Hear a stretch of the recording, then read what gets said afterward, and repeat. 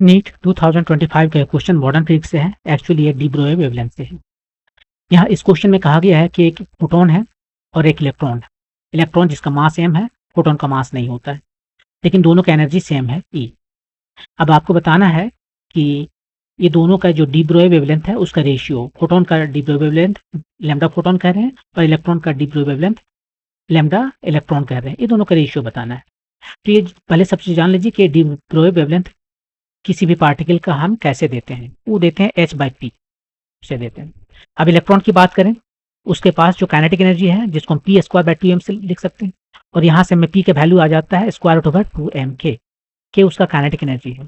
अभी हमारे पास जो इलेक्ट्रॉन है वो अकेला इलेक्ट्रॉन है, यानी उसके पास जो एनर्जी है वो केवल काइनेटिक एनर्जी ही है, वो किसी एक्सटर्नल फील्ड में नहीं है जो कि उसके पास पोटेंशियल एनर्जी होगा।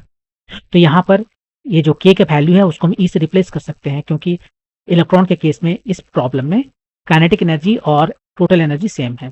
तो ये हो गया p का वैल्यू। तो यहाँ से मैं डी ब्रोगली वेवलेंथ जो इलेक्ट्रॉन का है वो लिख सकते हैं h/p, p की जगह पर हमने लिख दिया √2me। अब फोटोन के लिए आते हैं। फोटोन का एनर्जी हम लिखते हैं hc/λ।